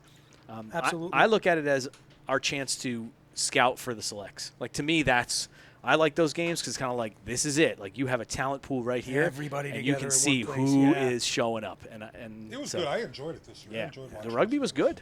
Well, I tell you what, and it gets and this is not anywhere a shot at the younger players, right? You see the freshman level out there, and you see some moments of brilliance, and then you graduate into that sophomore, and those moments of brilliance get strung together more and more. Then you hit that junior level, and it's a full-on game, and then you hit senior, and it's like they just click as they walk onto the field. Everybody, to We your didn't have a point, senior. kind of. Oh, pardon me, the junior. Everybody kind of knows what they're supposed to do at that point. Yeah. Well, and also So- that the selects helps that as well because Yes. there's more familiarity with those players as well. Yeah. So they're Yeah. more comfortable going in straight away. I was So- gonna say, I mentioned it before. The girls get really excited about the age group games, especially the juniors. Yeah. When they know, like, oh, this is my game where like all these coaches are really gonna be looking because it's my recruitment year. So they get really excited about know it. the age group games and being able to stand out and all that stuff. So I think what stood out for myself and Kogan when we were calling that junior game was that Oh, Mad Dog. Yeah, there didn't take a lot of time to gel for those No. players, right? That ball started moving right away. The defensive lines were working the way they were supposed to be working. There was kicking at the right times, right? Yeah. It's like, holy cow, man, there is some talent there. That's Like, nice. I also think that's important because when you don't know each other, you just got to go back to the basics of rugby. And when you're watching these girls just play like a basic rugby, like no fancy stuff, no plays, like you really can see the skill and the talent and all that stuff a lot easier than you do with like gelled teams that have set like Sure. plays and set things and are like having that. a bad day. Exactly. Right? It's like and there comes into that conversation we were having earlier of that trust factor, left to right, behind you, right? I'm going to do my job because I know you're doing your job and you're doing your job, and let's make this work. And I think that's the thing that really stood out for us is we kind of, even off mic, we're like, wow, this is a hell of a good game of rugby. Yeah. One last comment on that because I think it's important is, And it's kind of funny, too, is Chris and I were breaking down the equipment right before the age grade games. And actually, we were done. We were broken down and had our feet up on the table Past and tense. having I was having a Sprite. Patting one. yourselves on Did the you get back. yelled at? Yes, we did. 2 years in a And row? Mike comes over and he's like, "What are you guys doing?" And we're like, "Well, we're wrapped up. It's the age grade games, and we don't have any rosters." He's like, "Oh no, I have rosters." And actually, the rosters were legit. I mean, they were set up. You knew that the numbers and the faces were right because you'd been calling the games all weekend. So, hats off to you and Allison Cogan for pulling all that Yeah. together, because that is a Herculean task, and it came off great and made it super easy. Yeah, she is one of the few people who have seen the chaos from the beginning. Yeah. Right. The first year, the two of us out there with pads and like, okay, what's your name? And like we're going down and we're trying to organize this thing. It was a disaster. Second year was slightly less. Well, second of year a- you put it on me, and it was even worse. Slightly less disaster, but it was still a disaster. That was the green guy in the field for was an a hour. Category 4. Yeah, and then last year was like we got close, but a bunch of teams just like left, and Right. so the rosters were all just messed up because it was like, oh, I was counting on 15 players here, and now they're gone. And then this year it was kind of like, we were very firm with the teams. Like, listen, like, don't do this, and everybody showed, and so it actually worked out. We had a couple of scratches, kids who got injured or whatever, but it worked out, and I was happy about it. It really came off well, and I think it's now become my duty to give Mike a stroke at the end of every I like the regional fact that showcase. I like the fact that you went earlier with the stroke this year. Yeah. Why wait till we're over there? Like, I love a good tradition. So. Sure. There you go. Sure. Absolutely. What are you doing? Get out there. wonderful. I want to thank all the parents Yeah. because breakdown of those fields when those games are over was done like that. Oh Yeah. my God, that was amazing. I was impressed, Yeah. and the parents of Morris really Yeah, you're absolutely right. did a great job, and Marauders for that dumpster. Huge. Oh, that was Might have been the giant sponsor help. of the day, right? Yeah. Like you don't think about that until Ronsky you're in the the person ice. dealing with Ronsky in the ice. I think that it's a good point. It really shows kind of the whole community coming together to do this thing. And I'll sum it up this way. So, I always get there bright and early on day 2 because it's kind of like, all right, as you mentioned, like I'm a local guy. I know some people in the town. It's like, we got to have the place looking nice or else I'm going to get the angry grams. And so I get there super early, and there's this guy who's out walking his dogs, and he's always out walking his dogs. He knows us at this point because you're the guys who do the rugby because you're putting up the posts, and you're lying in the fields, and you're having heat stroke, like whatever it was, this and that. Anyway, so he's walking by. It's 6 at this point, and I see there's like a bag of garbage that must have been like a raccoon or something got into. So I'm in there cleaning it up and putting it in a dumpster, and he walks by and he says, "Hey, I got to tell you," he goes, "You guys do an amazing job." Wow. And I said, "Oh, thanks. I appreciate it." He's like, no, listen, like, I get here every day. I know this park. He's like, this place is clean. He's like, it's just like you left it. He's like, you can tell that you really care about it. And this event is amazing. I just thought I'd tell you that. And I was like, like, that's the kind of stuff you don't understand. Like, you walk away and you're like, man, okay. Like, Yeah. like we're hitting on all cylinders when that kind of stuff's happening. A little bit Yeah, of a we're- Because pat on that's the the back same there. guy who would probably be writing a letter going Yeah, like, we're there good was a neighbors. garbage. Like, yeah, exactly. So it was like, that was cool. And I do think it takes everybody. Like it takes that dumpster. It takes parents cleaning and policing their areas. It Yeah. takes people who are willing to set things up and break things down and be there 2 hours after when everyone else is leaving and going home. It's a lot. And Hey, we you all never- know, like, once That's great. a rugby day ends, everybody wants to get exodus. out there and get on the road. But, You can smell the tires burning. yeah, exactly, yeah. But our parents really know, like, this is our event, and we're going to be proud of it, and we're very, very proud of the parents as well. So, Yeah. Everybody comes out before the event, during the event, after the event. Like, it doesn't run without all those terrific volunteers. Yeah, Like both, for of, sure. all three of you it's are a lot absolutely of right. moving pieces. What's the name of the dumpster company? Interstate waste. Interstate Waste. Thank you very Yeah, much. Yeah. Yeah. That was a gem. No cars got bags of garbage flying out of the back of a truck this year. So Another innovation. There you So go. See? we really appreciate it. That Well, let's sum it up there, right? I think another great event in the books, year 4. Mike, you said it earlier, every year gets better and tighter, and things that we learned this year will get applied next year as well. And, thank you, like we said, to the parents, And to everybody here for all the effort that goes in all the way around the horn, and the folks who can't be here right now, Primo and Jan, all the work that goes in there. And then, of course, the college coaches who, take time to come down and really put in a solid 2 days of work. Yeah. Like Shout they're out not. to Lindsay Eisenhardt for amazing pictures Yeah. every single day. Yeah, absolutely. Amazing. But again, with the The good coaches, Eisenhart. we sincerely appreciate the the commitment and the effort because it's work. And please keep coming because we'll have more talent for you. Yeah, right on. We're back. All right, and so Brian brought up a good point. We didn't put it in the agenda. Let's go to what are you wearing? Jan's favorite. Where are we starting? Who? Where do you want to start? Let's start over here, Who's Mike. favorite? Ooh, start over here. All right, what am Wait, I who's wearing? favorite? Oh, Jan? yeah. Who's that? Jan. Jen. Oh. No. No, it's Megan. Oh, your assistant coach. Okay. Thank you. Okay, so I am wearing the Pittsburgh edition of the EGRL Selects shirt. Nice. This is a limited edition steamroller. It's a beaut. So this time, each time we go out on Selects, we try to give them some gear, and this was our year that summer was plenty hot, so we went with tank tops. And then Jeff made a very good, important point. He said, "You don't want tank tops for the coaches, right?" And I went, No, shirts for the coaches for sure. And and so we got this design. Sun's but, out, guns out. Yeah, You're more of a tankini kind of a guy. yeah. I'm more of a skorts I was kind of a thinking guy. tube top. Yeah.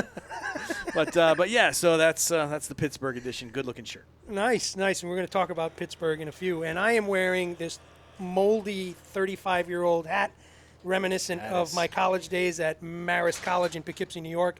Marist College Rugby, the Red Foxes. And it's in honor of what game were you watching last night where my buddy Broker was USA versus Romania. So my former teammate Production and player coach Production John Bravo. Broker does a lot of commentating at a pretty high level. So hats off to you, John, and in honor of your work last night, go Red Foxes. That's pretty awesome. That hat is that's the old school design. It's- I've got one of those. That's pretty good. That's pretty good. And as Bravo was so rudely interrupting you, his collar he stole from his sister Lucy, and that's what he's wearing. Oh. I don't know, I'm just making stuff up now. But anyway, I am wearing this hat that was given to me from the players and coaches of Aspetuck Nice. at Nationals. Oh. John came back. They had a theme, like we had we Sure. always have themes on tour. We always have like stupid hats or Hawaiian shirts or something. Yep. And they had, I guess they had a Mexican theme or sombreros, but I got a hat and I really like it. It's just very hot to wear. And thank you, Aspetuck. And then for Morris, I'm not wearing it, but I'm drinking out of it. A little That is cup that we all got Sweet. from the players with our names on it. They're Morris Red, and they work very well. They keep the water cold. very Yeah. nice. Or the coffee hot. That was a nice gift. Thank you, guys. Exactly. I am wearing the throwback The to OG. our first year of the showcase, and we have our little COVID bug here, which most people just think it's a rugby ball, but it's actually the COVID bug. And, it's a throwback to some stressful times. A little bit. But it was the birth of a rugby nation, let's say. There you go. So- Very nice. Very cool. Oh, I'm wearing a jersey that I got when I was on the U14 team. I was going into freshman year. I was just graduated 8th grade. We went to Ireland for my first international tour ever. We played some Irish rugby clubs over there, and they gave some jerseys out, some That's awesome. bags. So I got a jersey there. I'm finally big enough to wear it where it doesn't swallow me whole. But that's what I'm wearing, just to pay homage to my first ever international tour. That was a good tour. It was a great tour. This guy. And I'm joining you because I decided, given that it was 4th of July week, I was a bit of a throwback. Hopefully you can pick me up on the microphone. Throwback to the 2019 Portugal tour, where we took not just Megan and all of the high school squad, but also some of our U14s. And kind of thought it was a little bit Another good patriotic tour. given the week we Very just had. patriotic. So yeah, so I think this is the first time I've ever worn it actually. How many jerseys have I got? I've never worn. Tried to wear that jersey. Turns out I grew a little bit too much since I was 15 years old. It doesn't really fit anymore. When you get to my So- age, girl, you don't change. I grew about 6 inches. It doesn't really fit anymore. Well, when you so- get to our age, you don't grow this way Yeah. anymore. Yeah. You grow this way. 6 inches, but I mean, have the nightmare stopped from that game against the big No, Australian I team? actually found out recently that the white light I saw was me being knocked out. So Well, you guys pretty much were a U15 team Oh my going God. in to play U19. So. oh, I got hit. Yeah. I was 15 years old, getting hit by like 18-year-old Australian, Polynesian, like one of best in Australian girls, and I got my lights.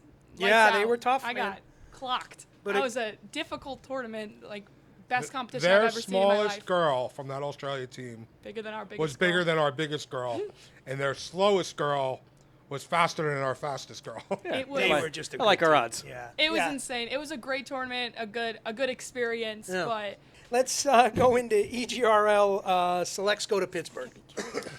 Yes. So we the Pittsburgh trip again was sort of like the circuitous route to Pittsburgh. Let's Okay. say. So we went to Pittsburgh by way of Toronto, West Virginia, and then eventually to Pittsburgh. Now we didn't actually go to those places, but those were the planned stops.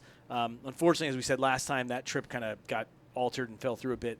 But we were lucky enough to hook up with a team from Cleveland who was looking to come toward the east and play Great. somebody kind of coming west. So Okay. that was on the boys' side. They had two teams that were going to play, and they were looking for somebody to match their girls' side.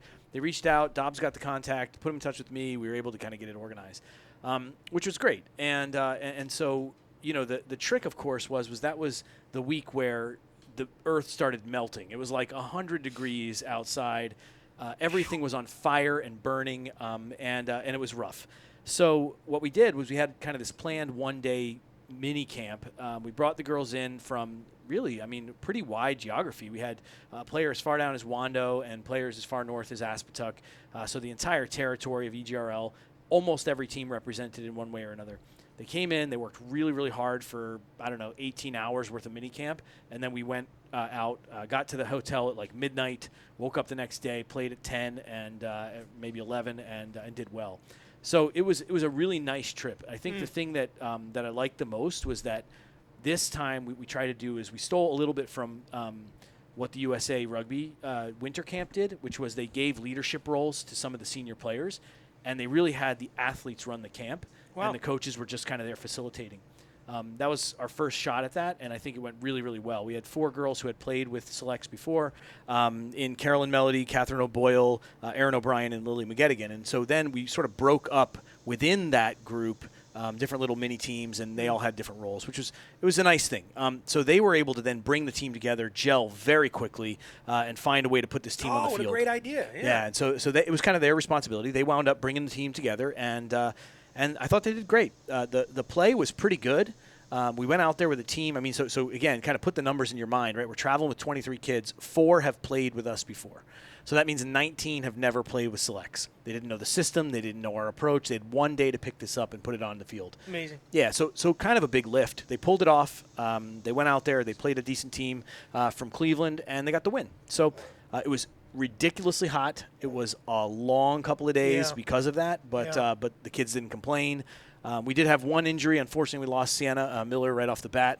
Within 55 seconds, first carry, twisted an ankle and had to be taken off the field. That girl and Turf do not get along. Yeah, but unfortunately that happened. But she was the only one. Thankfully, there were no other real major injuries, and so we were happy about that. But got the W, kept Emperor and Jeff's record intact. They are still undefeated as EGRL Select coaches, which is a lot of pressure. I'm not going to lie. As you're standing there, it's a lot of pressure. But the rugby was pretty good, I thought, and we got a really nice look of this group of kids for the fall, that was the primary goal. We told them when we walked in the door, like, look, of course we want to win. Like, we're, everybody's competitive. But that is not the objective here. The objective is to go learn to play with each other. You all get to test the system a little bit, try some things, and honestly, make some mistakes. Like, get out there. We're not live streaming it. We're not videoing it. Like, we didn't do any of that because we want you to just get out there and do your thing.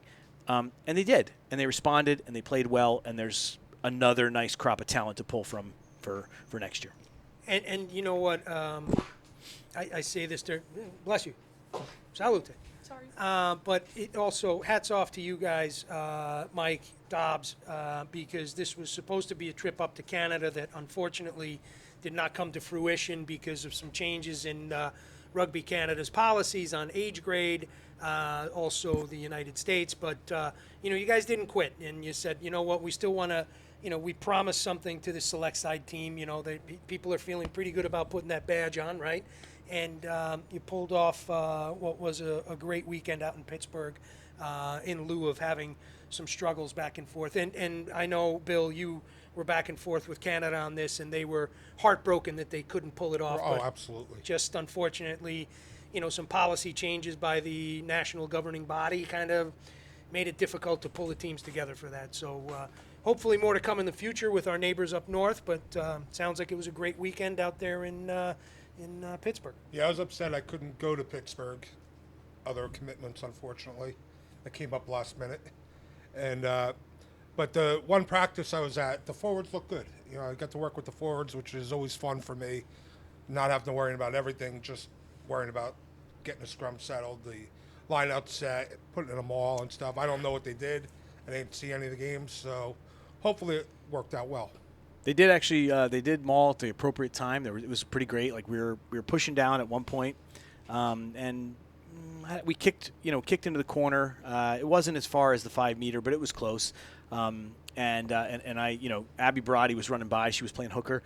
She ran by, and I said, now would be a good time. And she goes, oh, to maul? And I go, yeah, like that. And she goes, okay. She walks out. She calls it. She brings them in. They do it. They hit it. It went pretty well. We collapsed it ourselves, so we had to bring the ball out, but it was effective. And it was like, it's nice to see. Like, these are kids who have never played together, never done this. She now had the IQ to understand. I didn't have to say ball. It was like I just said, now would be a good time. It was like, oh, tomorrow, okay, great. Yeah. And like they did it, and it worked out. So yeah, it was kind of nice that way. I think that on the scoreboard, it was probably tighter than the game actually was. Like I think we wound up winning by a try or maybe a try and some points. It was a pretty one-sided game. I think that these are kids who were. They were playing in 100-degree heat on the turf. My goodness, yeah. They were dying. It was like I felt bad for them. They were dying. We were doing everything we could to keep their body temperatures down, and I was really happy we didn't lose anybody to heat illness. But they worked, and they got the job done. So hats off to them. Absolutely. Good work. Good job. So, summing up Pittsburgh right there kind of leads us in. I think this is a good segue into EGRL in the fall. Yeah. And I think there's a lot of blueprints and plans on the table for what I think is going to be.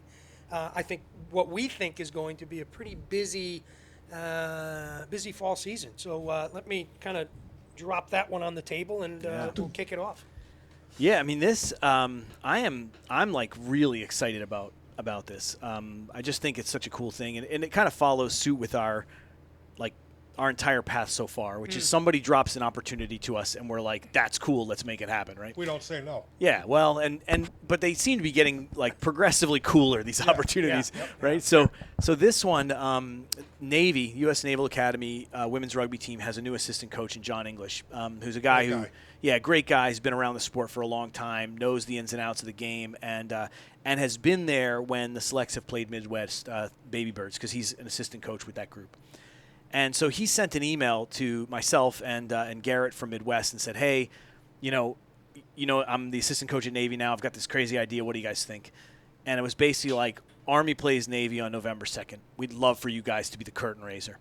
Well, of course, for me, that's an amazing game to take any part of whatsoever, and I'm going to be there anyway because I'm going to be, super fanning. But the idea of it is that it was an instant yes. Yeah. I was like, yeah, of course, we're in. We'll figure this thing out.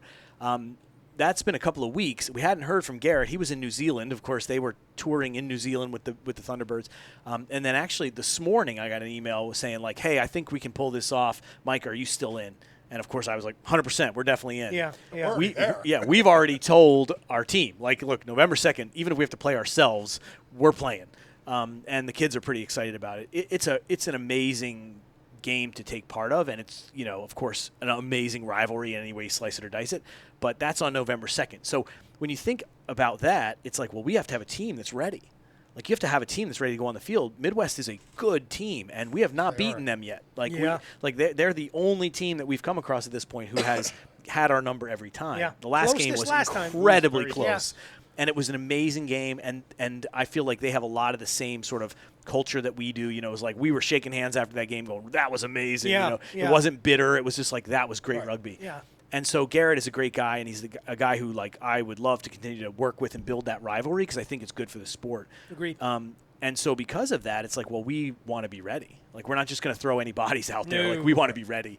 And so to do that, we have to get our representative teams together, and we have to kind of create that pathway forward. Now, normally we've been doing that with Tampa on the radar, which is, February. Now it's like, well, you got to have something much closer, almost like a test match before February, which is super cool, but it pushes our timeline into an aggressive space. So we're scrambling a little bit right now, but I think I think we're going to get some fall matches. I would love to say they're going to be regional, like a southern EGRL team versus a northern EGRL team. I'm not sure that's going to happen, but we will have some inter-squad pool play games, and of that, we'll use that as the primary tryout. We'll pull Excellent. the best of the best Excellent. to then represent the EGRL, have a test match, which is awesome, and then more than likely that'll be the bones that we wind up building the squad for Tampa. Wow. In early September, we have a very exciting drop for today. We have a Munster camp coming up. It's probably going to be a weekend camp. We'll likely couple it with a sevens tournament, just because we can kill two birds with one stone and get to see a lot of kids. And we'll likely open it up to anybody who wants to attend the camp. So that's like a save the date, though, right? We've got the Yes. actual dates. Yeah. Which I is- don't have my phone. Yeah, with I me, think but I think in my head it's September 14, Unprepared. 15. that's probably right. Yeah, Yeah. I think it's September 14, 15, which is like just another like let's throw that into the mix. Like Yeah. here you've got one of the best clubs in Ireland Yeah. who are sending coaches over to hold a camp In Europe. Yeah, beyond Ireland, right? Yeah. Like Shout potentially out the world. to Yeah. Ken Imbush, who's going to be running it. He is the head of the girls development program for Munster, and he's doing a lot of good things, and he's really been very, very supportive of what we're doing over here as well. So, Well, I think, thanks to you and the relationship that you have from home with them and how great they've been.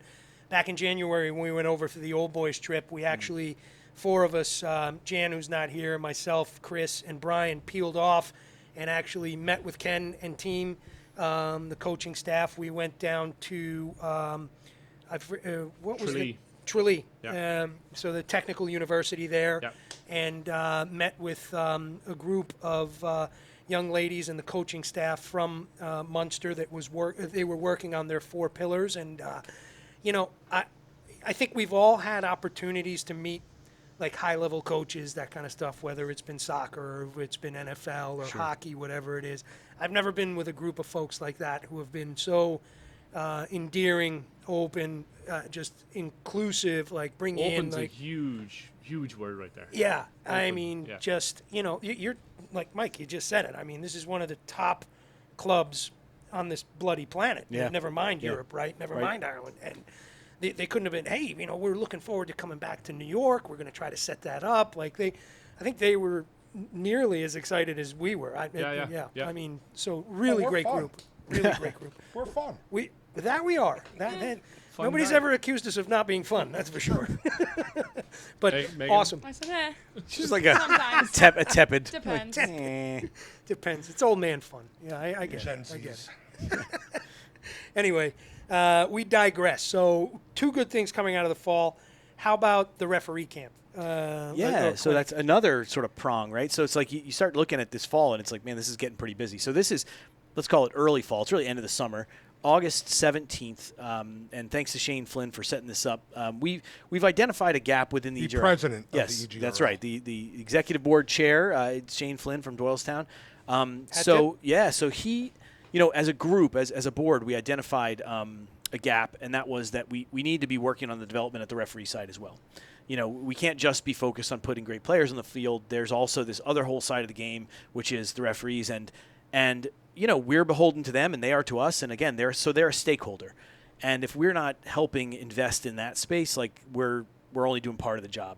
And so, with that in mind, we've identified, that each of our clubs really needs to begin to build some referee pipeline. 100%. And hopefully that becomes the EGRL version of referees. Like we have a referee pathway that takes kids to the World Cup, just Yeah. like we want our athletes to eventually be on that field. We want the kids who are aspiring refs to be on that field. And as we all know, like you're going to have some really, really good rugby players who may not make it to the world stage, but could as a referee. that's an amazing accomplishment, Yes. and we should try to get behind that. Yes. So our first step in doing that is to have this referee training and certification day, and that's going to be August 17th at base camp. And Shane got that organized, and I think I'm hoping it's going to overfill. I'm hoping we're going to bust at the seams, because then it would make us sort of signal that we're on the right track. Yeah. But even if we have one kid there who winds up doing some games for us this season, we're going to start to build the pipeline of referees. So that's happening. So we've got the August referee piece. We've got the September Sevens and Munster camp. We've got the October fall 15s. We've got the November Navy Army star game, Army Navy at Navy star game, and then and then December. Hopefully a little bit of a break in December. January we're back at it, and then February we're in Tampa. You're back at it. Yeah. Maybe we'll even catch a couple of college games at that point. Yeah, we might actually be able to see our children. That's an idea. I'm going to write that down. That sounds like it makes sense. That'd be nice. Hey, look, they're thankless anyway. It's all right. Don't worry about it. You got other things to do. I know it full well. Sorry, kiddo. Perfect Anyway. segue there. No comment. As someone who's friends with your daughters, or they're thankful. They like that you're there. I think that's a good segue into giving a shout out to all the kids that made it to. Before we college. get, we could jump it ahead if we want, or do we want to finish with that? No, finish. Okay, sorry. So I we're, He's coming after your iPad. he certainly Yeah, is. today he really wants that. He's taking that thing. Yeah, but then he'll show up just next, company next property. week and he'll have that blank. Give it back to you. While he's having dinner. I won't have my glasses on. Well, when he's on his second Manhattan. A wonderful Oh my dinner. God. Okay, really good stuff happening in the fall, and I think that's super important, right? Because we've kind of dabbled in the fall with EGRL, Yeah. right? Last year with New York Sevens, which was a pretty darn good inaugural breakthrough, call it, at one of the. At the premier Sevens tournament in the United States, right? Or one I of think the. that's fair. One of the two. But I mean, you talk about springboarding from that into what's happening now. I mean, I'm looking forward to September. I'm looking forward to August kicking it off with the referees. I'll be there, and looking forward to September, October, and November because it sounds like it's going to be a lot of fun too. Yeah, I think it will be, and I think it's going to set us up for another jump forward, which is, of course, that's it. This whole thing is about development. Absolutely. Yeah. And you know what? Now we've got two sides of the coin, right? It's like, you've got the fall and the spring with a little bit, sprinkled in the summer. I mean, this is the way to keep folks busy and keep people interested as well. Yep. So kind of on that piece of it, and what EGRL does is creates a pathway. We're going to talk about pathway, and this is the pending trip to Wales, Mike. And I'm gonna sympathetically pass this one to you. Yeah. As Bill would say. I mean, it's a pretty neat thing. So we've got 14 players that are from EGRL or pre-GRL clubs who are now going to be representing the United States either in the U20 event or the U18 event, right? So big, quick recap. I know we mentioned this last time at some level. The USA is going over to Wales for both age grade events. The U20 event has an actual name. I can't remember. It's like Trans-America Tour or something like this. And it's England, Wales, Canada, United States. It's a good lineup. So 4 good teams. Last year we had 3 of those teams in Canada, us, Canada, and Wales. This year England's been added on, and they're going to all be at Wales. The first game, I think, is the 14th, so probably sometime around when we'll get this podcast out. The first game will be U.S. versus Canada. This is at the U20 level. Then ABC, baby. Yeah, ABC. well, and listen, let's be honest. I mean, we looked very strong at the U20 level last year compared to Canada, beat them pretty handily. You can be sure they're coming out with a fire. Mm-hmm. I'm fully expecting that game is going to be intense because we have something to prove that this wasn't a fluke, and they definitely have something to prove because they've gotten the better of us at the senior level now several times in a row. Yeah. Even your laptop was on fire that day. Even my laptop was melting. That's true. That was intense. That itself was intense. So that's the first game. Then I think the 19th, I want to say, is the second game, and that's U.S. versus Wales. And that's going to be at Cardiff Arms Park, which is right outside of their big stadium, of course. And then the final game is us versus England, and I think that's the 24th. That's also at Cardiff Arms Park. Wow. So the first game is at Cardiff Met, which is the home of Wales. Like that's where their national team trains. That is us versus Canada at Cardiff Met. Then we move over to Cardiff Arms, which is right outside of. what I call the Principality. I don't know if it's still called the Principality. They may have changed the name of that one, but the big stadium where the Wales national teams play, and that's right in the heart of Cardiff. So that's pretty exciting. That's at the U20 level. Then, a lot of history. Yeah, man. A lot of history. So then, like, the next week, so the U20s clear out. The next week, the U18s come in, and they kind of do it all over again. Wow. And I don't know how they're running that. I mean, they're obviously playing as representative sides, but I don't know how that whole mix is happening. Our guy on the ground there will be Shane. We'll be relying on Shane to provide us updates because he'll be following Nola. And for the U20s, I'll be following Alyssa. So we'll have some EGRL presence there, trying to pay attention and keep good notes. But the big, I think, reveal for us is that we've got 14 to 15 players that are in the mix. Some that won't travel, some that have been injured and so are kind of fallen out, like Jess Pascoe is one of them. She was selected for that U18 piece and then unfortunately had the injury, so I don't know where she stands. She might still be going, but I don't know. But awesome to see so many kids with our logo somewhere in their pathway getting there. Something I think we're all very, very proud of. I think it's going to be a great weekend. I love this cross-Atlantic competition. I think it's good for the U.S. game.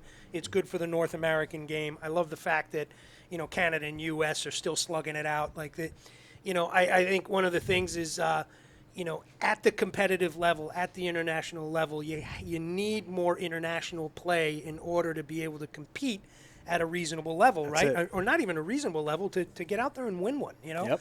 And, if you've got teams like Ireland, England, Wales, France, Italy, Romania, Georgia, who are able to play one another all the time, their level of play starts to ratchet up past you. So it's really important that the United States and Canada are involved in these components, right? And getting that international play and that experience that brings them up to that next level. And you talk about Canada, we had their number last year at the U20 level.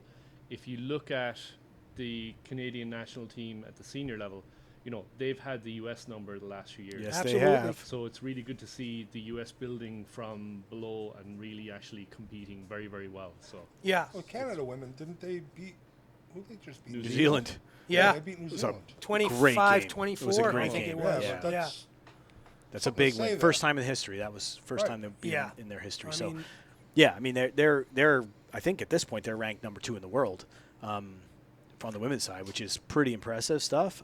But yeah, it'll be fun to watch. I think So before we wrap this up, Yeah. I don't know if that's what you're going to do. So you and Shane are tasked with taking very good notes, and then when Shane gets back, we're doing another podcast here, and Shane's going to be here. Love it. So you two can do a segment. I'm saying that live right now. Shane, don't Hey, I'm make gonna any give a plans for the date. shore or anything like that. Yeah. Shane, no vacation for you. I hope you didn't have anything going on, but You either, Mike. we'll let you know. We'll let you know when it is. Yeah, We're that picking go- a date before goes the without day's saying. over. No, I I think pick the hottest day of the summer. I think that'll be great actually, and I think that I think it's going to be. I mean, you'll be able to watch at least the U20 games live. Yeah. So that's on World Pass TV, which is an app you can download. It's kind of like the Rugby Network here in the United States. It's World Rugby's version of that. Okay. So the U20 games are on that, scheduled to be streamed.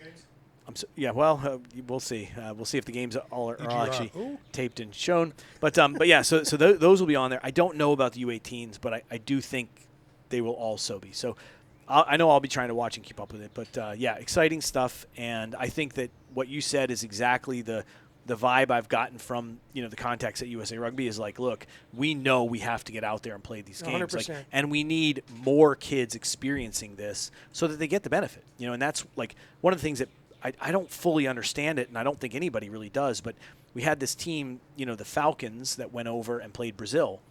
The way I understand it is the Falcons was kind of like a mishmash of our U23 playing Brazil's A squad. So kind of like our development U23s who don't get much international experience playing together for the first time against Brazil's A squad because they were preparing to go play Colombia to try to get their bid into the World Cup or whatever they were doing. And it didn't work out for us on the scoreboard, but when you read the coaches' comments, it was pretty clear. They were like, look, this is a really good thing because Absolutely. it gives us that same intense international environment. Right now, I mean, they're at Mount St. Mary's. They're in the midst. They're probably on day 3 or day 4 of like their 10-day camp. And like they're in an intense training environment, 3 sessions a day, 4 sessions a day, meetings, meals. Like they're working together so that they can gel and get out there and do their best. So it's really cool that that's happening at the younger age grades. And I think a lot of it is because they see that this group should be the side or the bones of it that are going to be playing on home turf, Yeah. hopefully making noise, Yeah. in 8 years or whatever it is. So all very cool, fun to be involved with and watch. And I'm of course, super excited about it. Yeah, for many reasons. yeah. And I think we really Why? importantly is your Why are you daughter's going to be excited? there. Well, yeah, I'm nervous excited for Alyssa. If I'm being completely honest. Hey, she played great last year. She did. She She played did. And of course, you know how it goes. You're watching your own kid. It's Yep. intense. Tough. Yep. It's hard. So, yes, Lindsay has already asked if we can get a press pass so she can be quiet behind the camera because she's like, otherwise I'll be losing my mind. Especially if she's standing next to you. Yes, well, that does it to people. But yeah, so thank you for that. So I get the bourbon. No. But yeah, so it's very exciting. We'll see how it goes. We're not sure what the lineup's going to look like yet. Hey, Well, hey, Joel's the coach still. Before you jump off, yes, that, though, Joel is the head coach. Kit Ruiz from Brown is the assistant. okay. I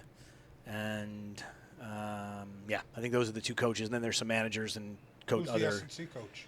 Zdanowicz from Minnesota. She's the lead S&C coach. For the USA squad. do you want to give a quick mention to our fundraising goal at the showcase? Oh, good one. Yeah, I think that's a really nice tie back. Thank you. So as we mentioned last episode, our goal was to help fund some portion of this trip, right? We have 14, 15 players that are involved from EGRL, and this is an expense. Mm-hmm. It's costly, and it was so awesome to see all of the EGRL come together and fund this. Our goal was $2,500, and there's a very significant reason why, because that was the amount it would take to fund at least one player for the full trip. And we hit that goal. It was cool to see that between donors and sponsors and some profit that we were able to take from the league, from the events, all of those things came together to allow us to achieve that goal. And I know USA Rugby was super appreciative with that. It was really neat because they emailed me back and they said, hey, listen, we know you sort of made a donation. We made half of the donation to the 20s, half to the 18s. And they came back and said, would you be okay if we took that and just kind of compiled it together and gave it to one player who really can't afford to do this? Awesome. And I said, yes, that's exactly what we want. Yeah. Thank you. Like, we don't want to know who that player is. We don't really care. Yeah. The fact that there's a kid who's going to Anonymous. be able to get to play, who deserves to be there, and that finance isn't going to be the barrier, like, hats off to all of us. And it took all of us to pull it off. So, yeah. So really, really proud moment. Thanks for bringing it up. Yeah. We and- talk about that even with our club, with the EGRL. That's the one thing we never want to stand in anybody's way to play this game, even at the lowest level or the highest level. We'll figure out a way to make it work. That's it. So That's one of the best things about rugby. It is community, but it's those things where you might have a kid who comes from a tough background and can't afford the things that other kids can. And every club that I've ever known has a quiet way of taking care of those things. A quiet it's way. Exactly right. And Exactly it's right. a really, really strong pillar of rugby. So I think that's the important thing to mention too. Is like it's done under the radar. There's stuck no with their beating the chest. chests Yeah. and that kind of stuff. It's Yeah. just it's a respectfully handled thing. Yeah, because that can be a sensitive area for folks for sure. Sure. And but I think Mike, you said it is like the thing that probably drives you nuts, and I know everybody here has echoed it, is like seeing an opportunity player like that not get it because it's dollars. Yeah. Like that's those are simple fixes. I mean, listen, this is the harsh reality of sports today. Yeah. There's an economics to it. Like, Yeah. this is not cheap. You're Yeah. putting 23 kids on a plane and sending them to Europe. Like, this is not a small endeavor. So there's a big dollar there. that's And just part of the expense. yeah, I mean, we can Right. all sit here and say, like, well, we should be able to do it. We have dues and we have this. Like, yeah, we can talk about that till we're blue in the face. The reality is that there's a kid that needs to get over there now. Right. And so are you policy doing now? change might be the way to go, but until that happens, like, now is when we have the problem. On the other side, we know that if we don't do that, that kid who needs that exposure doesn't do that, we get passed by the other nations. Sure. And, like, that's the harsh reality of it. Is, look, there's not very many people on the planet, I think, as a global group who want to be as competitive as we all do here, right? We want to win. Yeah. Like, this isn't just fun and games. We want to win. We all want to win. Well, there's a cost to that. It's also one of the greatest criticisms of other sports, right? It's like, well, if you can't afford it, like, pay to play, like, well, you'll never get seen. Yeah. And, like, somehow that's just, like, accepted. Like, no, sorry. It's like we fundamentally can, yeah, flawed, no, right? sorry, It's we like- can do better. Yeah. Like we can figure it out. Yeah. And so so happy to say that we haven't figured it out. When all these players are going for free and maybe even getting paid to do so, like some of the other squads they're going to be playing against, like that would be a figured it out, like past tense, but figuring in current Moving in the tense. right direction. Yeah. Well, Moving in most the right other direction. countries have a rugby body that is somewhat funded, if not well funded. Yeah. And unfortunately, we don't have that here yet. Yet. So Yeah. Great point. Great point. We're sputtering to a start. It seems like Yes, you know, yeah. and we've got good people in place in a lot of places, and it's not just have faith, practice what you preach. Right? That's right. And that's the important thing. Well said. So summing that up, and hey, good luck to Alyssa. Thank you. Right, and Yep. and the other young ruggers that are heading over there.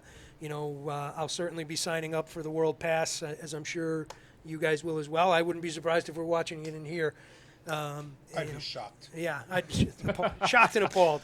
But just to kind of sum things up from the finish of this season, Bill, I think you compiled a list with everybody here. We're going to give you a rundown of the EGRL athletes that are heading to college in the fall, and or not the athletes themselves, but the schools. Just Yeah. a sample Yeah. of now what happens. there are more, but these were the ones we could think of off the top of our heads. Yeah. Because somebody forgot his phone and had the full list. Idiot. Not going to say who. Idiot. He also doesn't line fields. And doesn't give help to line fields. He doesn't play well in the sandbox with others. It was better he did it by himself. It's true.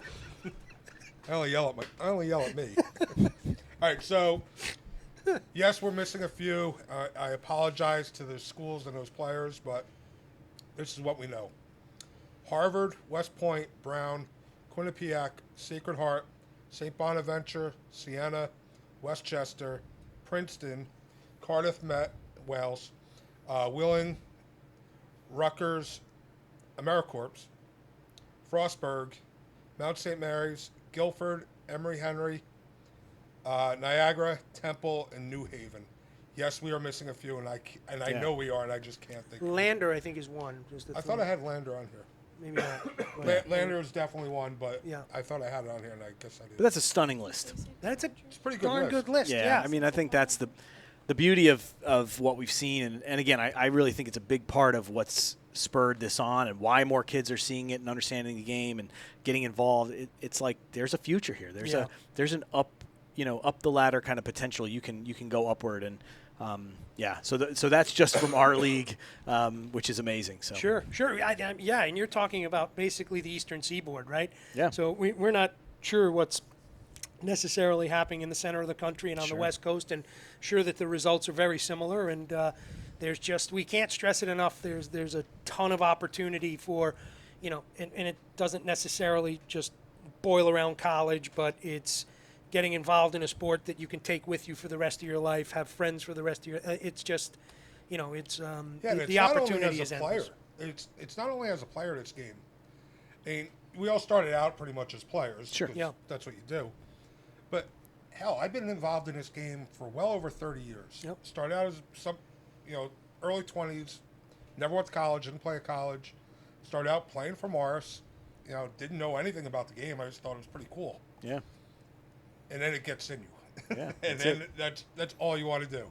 And but then, after finishing playing, went and did some other things, and just nothing could take the place of it. Yeah. So that's when I started getting back into. I got into coaching, doing stuff for the club, and then here we are. Yeah.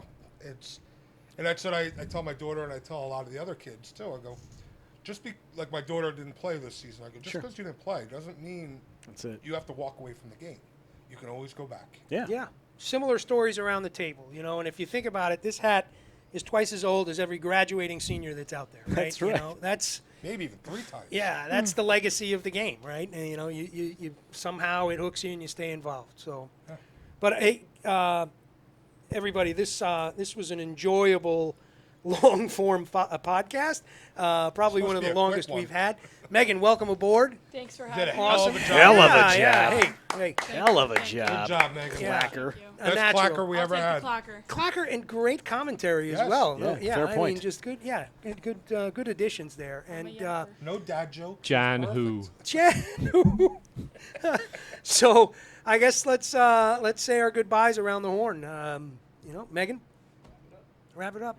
Say goodbye. Oh, goodbye, Last everyone. words. Thanks for listening. All right. Is that it? Happy 4th. I know it'll probably come out in a couple of weeks, but happy 4th to America. All right. Good luck to our U18 and U20 teams over in Wales, and just thanks for watching, everyone. Yeah, Mike. Yeah, nothing to add. Awesome episode. Thanks for being here. Thanks for another great year and a great season. And Awesome. We'll be back in a month. Chris, anything to add from Probably behind the sooner than scenes that. over there? That's all. Thank you all. He's I can't sporting wait to edit, his, I think is what he said. Hey, you can't wait to edit. Can't Yeah, wait this to one's try to gonna take pare a this while. down to 45 minutes. So from all of us to all of you, on the eve of our young Eagles heading over to overseas, over the pond, go Eagles. Go Eagles. Oh, Eagles.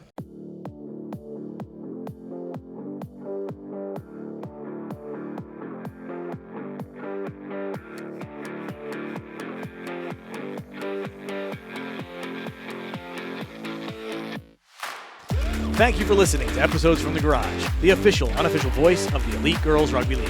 If you enjoyed the content, be sure to subscribe to our YouTube channel at Elite Girls Rugby League and follow us on Instagram at Elite Girls Rugby. Special thanks to our producers, Team O'Brien, Bravo, the official production dog, and all the EGRL sponsors.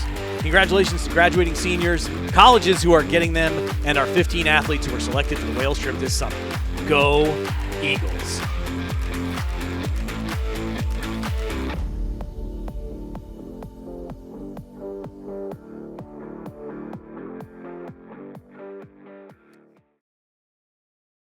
I am Iron Man.